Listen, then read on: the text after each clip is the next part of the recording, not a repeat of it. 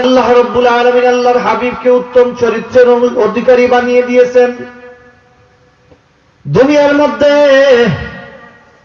আরো কত জীবন্ত মানুষের আগমন ঘটেছে, এখনো জীবন্ত মানুষ জমিনের মধ্যে রয়েছেন।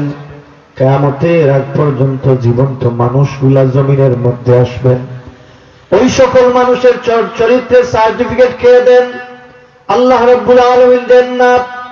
দুনিয়ায় আমরা খোঁজ নিলে দেখব আমাদের চরিত্রের সার্টিফিকেট আমাদের গ্রামের মেম্বার সাহেব, আমাদের চেয়ারম্যান সাহেব আমাদেরকে চরিত্রের সার্টিফিকেট দেন, অথচ ওই চেয়ারম্যানের চরিত্রের নিশ্চয়তা নাই, মেম্বারের চরিত্রের নিশ্চয়তা নাই।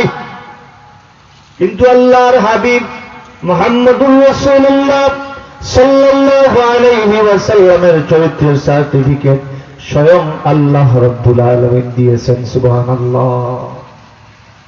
আমরা যার আলোচনার মাহফিলে আসলাম তার চরিত্রের সার্টিফিকেট কে দিয়েছেন? আল্লাহ। শুধু চরিত্রের সার্টিফিকেট দিয়ে শেষ নয়, আল্লাহ রাব্বুল আলামিন ওই মহাপুরুষকে কিয়ামতের আগ পর্যন্ত যত মানুষ এই দুনিয়ার মধ্যে আসবে তত মানুষদের জন্য সফলতার আদর্শ হিসাবে রেখে দিয়েছেন। সুবহানাল্লাহ। আল্লাহ রাব্বুল আলামিন বলেন, লাকাদ কানা লাকুম ফি রাসূলিল্লাহি উসওয়াতুন হাসানাহ।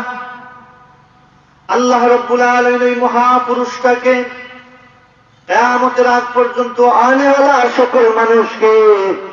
সকল মানুষের জন্য আল্লাহ রাব্বুল আলামিন আল্লাহর হাবিবকে আদর্শবান বানিয়ে দিয়েছেন। সুবহানাল্লাহ।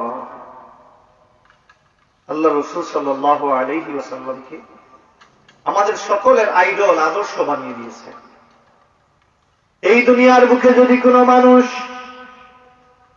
একনিষ্ঠভাবে আল্লাহর হাবিব মুহাম্মদুর রাসূলুল্লাহ সাল্লাল্লাহু আলাইহি ওয়াসাল্লামকে অনুসরণ করে, আল্লাহর হাবিবের আদর্শকে নিজের বাস্তব জীবনে বাস্তবায়ন করে, ওই মানুষটা দুনিয়ার বুকে কখনো লাঞ্ছিত হবে না। ওই মানুষটা দুনিয়ার বুকে কখনো পথহারা হবে না।